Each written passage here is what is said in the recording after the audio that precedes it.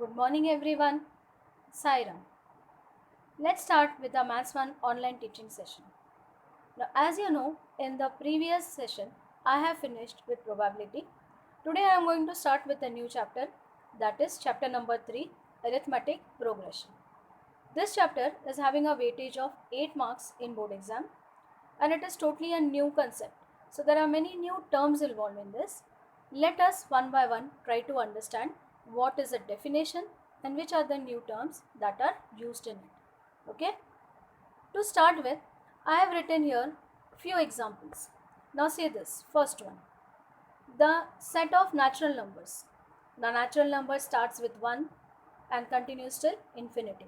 So if I want to write the set of natural numbers, I'll be writing 1, 2, 3, 4, 5 until infinity. Second example is set of odd numbers. Now odd numbers are those numbers which are not divisible by 2. So I'll write 1, 3, 5, 7 and so on. Correct? The third example is set of squares of natural numbers, as 1 square is 1, 2 square is 4, 3 square is 9, 4 square is 16. So these are all squares of natural numbers. I have written here these three examples for you. Right? Now with this, let us try to understand this chapter. In each of the above arrangements, there is some definite relationship between any two consecutive numbers. Yes or no? I know that the first one can be obtained by adding 1 to the previous one. See, 1 plus 1, 2. They are natural numbers, so they have to be consecutive numbers. So 5 plus 1, the next natural number is 6. 6 plus 1, it will be 7 and so on. So I can get this. What about the next one? What is the pattern followed here? It is odd number. So after 7, I will get 9, then 11 and so on. What is the pattern followed here? These are squares of natural numbers. So 1, 4, 9, 16. After this, 5 5s are 25, 6 6 are 36. So there is some definite pattern followed here. Maybe it is not always that the numbers are added or numbers are subtracted, but they follow a pattern. Correct? Now look at this. In each of the above arrangements, there is some pattern relationship between any two consecutive numbers. Right? So such collection of numbers in a definite order according to some definite rule is called as a sequence. Now I have not defined AP for you till now. It is just the definition of the word sequence, that in sequence all the numbers which are there, they will follow a definite order according to some definite rule. It is not that randomly any number will be collected and it will be called as a sequence. There should be some rule or a definite pattern that will be followed. Such examples you have learned in lower standards. Correct? Now in this sequence, what are the terms that are used? The terms are denoted as, the first one as T1 term. So it stands for term as T. So first one as T1, second one T2, third T3 and so on. Then what is this? As I continue here, there will be one nth term which I don't know where it is ending. So I am taking it as nth term, the last term. That is represented as Tn. Okay. So the terms in a sequence is denoted by T1, T2, T3 till Tn. Right? Okay. Now here is an activity. In order to understand now what is an AP. In order for that, I have given you some sequences here. See this. 1, 4, 7, 10. It is a pattern. It is a sequence. Now, I hope you have understood how to get the next term of this sequence. You can see here. The first term is 1. How do I get this 4? I have to add 3. Yes. The second term is 4. The third term is 7. How do I get that? Add again 3. Then 10. How do I get that? To 7 if I add 3, I will get 10. So what is the pattern followed in the first one? That numbers, to get the next number, I have to add 3. Right? Okay.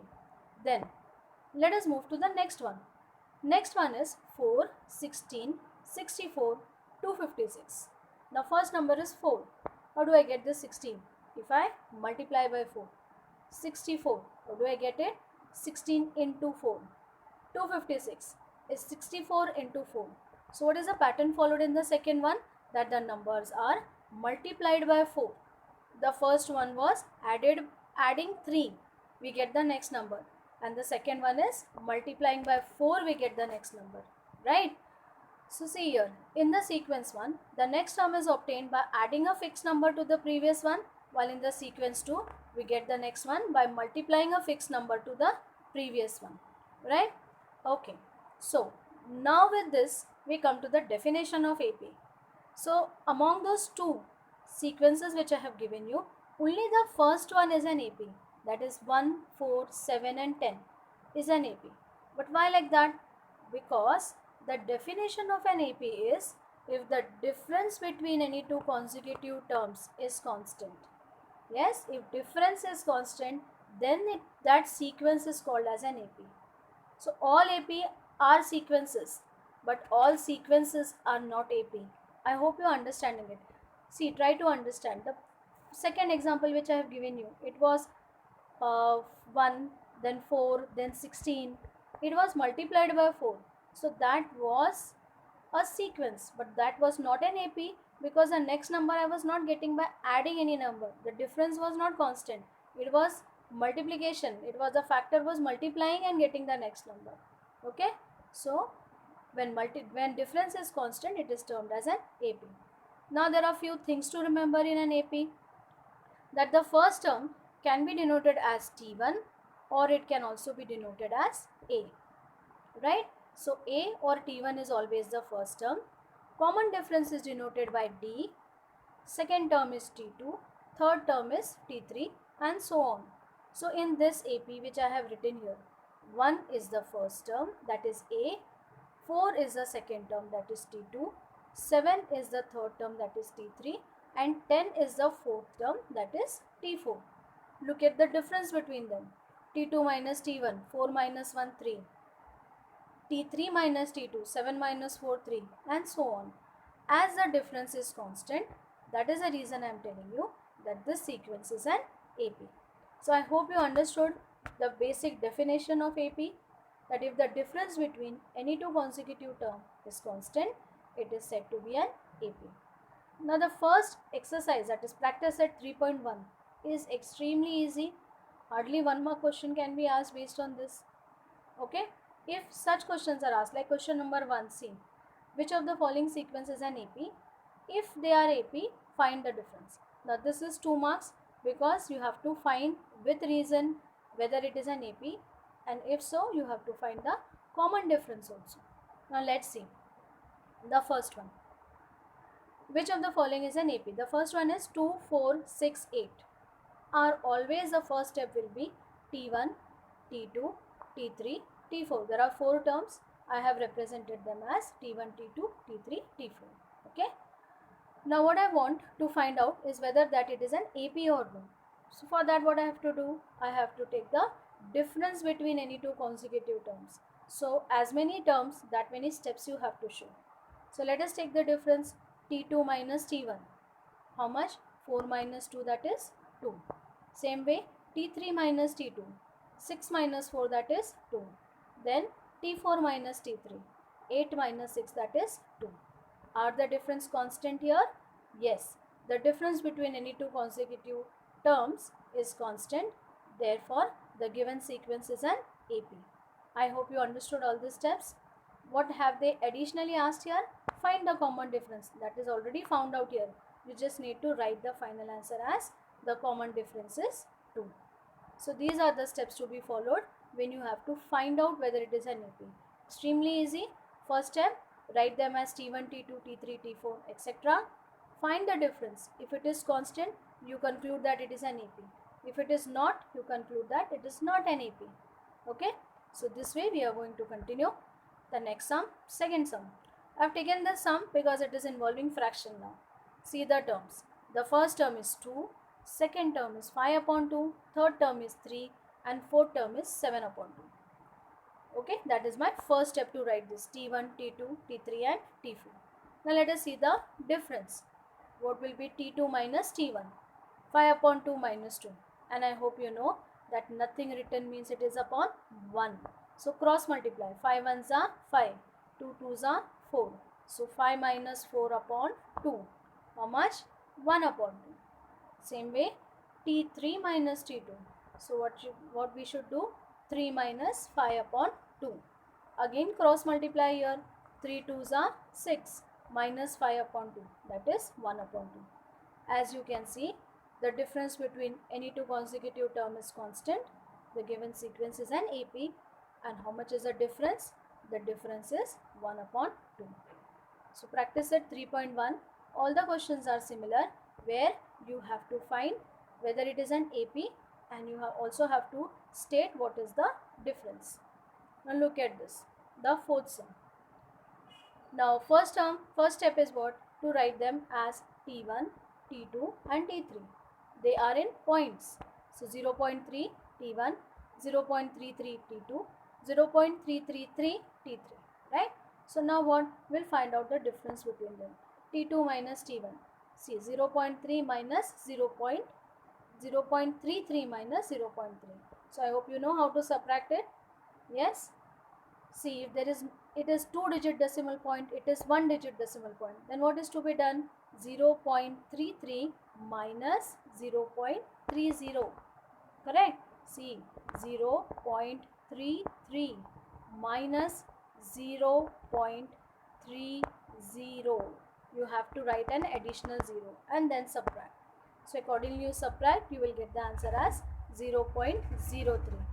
Now next step is to subtract the third and the second term, T3 minus T2. Subtract it, you will get 0.003. Now look at these two. Are they same? Yes, this is 0.03 and it is 0.003. So they are not same. It means that the difference between any two consecutive terms is not constant. Therefore, the given sequence is not an AP. If it is not an AP, the question of getting D is not there at all. Yes, so the sum will end here that it is not an AP. I hope you have understood the difference of how to find out and the method how to write. Okay. See the sixth sum now of the same practice set 3.1. It is involving fractions now. Minus 1 upon 5, minus 1 upon 5, minus 1 upon 5. This type of an AP is called as constant AP. Why? Because you can see the terms are repeated, therefore the difference will be 0. So here I define a new concept that when the difference between any two consecutive terms of an AP is 0, it is called as a constant AP. Okay. So find out the difference between the second and the first term. Minus 1 upon 5, minus of minus 1 upon 5. So what will happen here? Minus minus will get plus. So what will get? Minus 1 upon 5 plus 1 upon 5, minus 1 upon 5 plus 1 upon 5 cancel. Answer is 0. Same way you will get T3 minus T2 also. Difference is how much? 0. So is this an AP? Yes. The difference between any two consecutive terms is constant. Therefore it is an AP. And what is the difference? 0. Okay. Don't think that difference is 0, therefore it is not an AP. It is a constant AP. Okay. I hope you have understood this. Now 3.1 7th sum. Now I have taken this sum. The reason is there is root and all. Many get afraid of this root sign. First step is to write all T1, T2, T3. Right. Now I'll find out the difference. T2 minus T1. See this. 3 plus root 2 minus 3. Correct. So what will happen? This 3 and minus 3 will get cancelled. What will be left? Root 2. So what is the difference? Root 2. Now what will be the third term minus the second term? See this. 3 plus 2 root 2 minus in bracket 3 plus root 2. Why in bracket? Because obviously when I open this bracket, sign will change. So be careful about that. So write this term in bracket. So when I open the bracket, this will become minus 3 and minus into plus is minus again. So this will become minus root 2. Now are there any term that can be cancelled? Yes. 3 and minus 3 can be cancelled. Now see this. 2 root 2 minus root 2. I hope you know 2 root 2 minus root 2 is 1 root 2 or only root 2. See this. So I am getting difference constant here also. So it is an AP with D is equal to root 2. Okay. So difference is root 2. With this, question number 1 is over. Now question number 2. Write an AP where first term is A and common difference is D. Again an easy sum.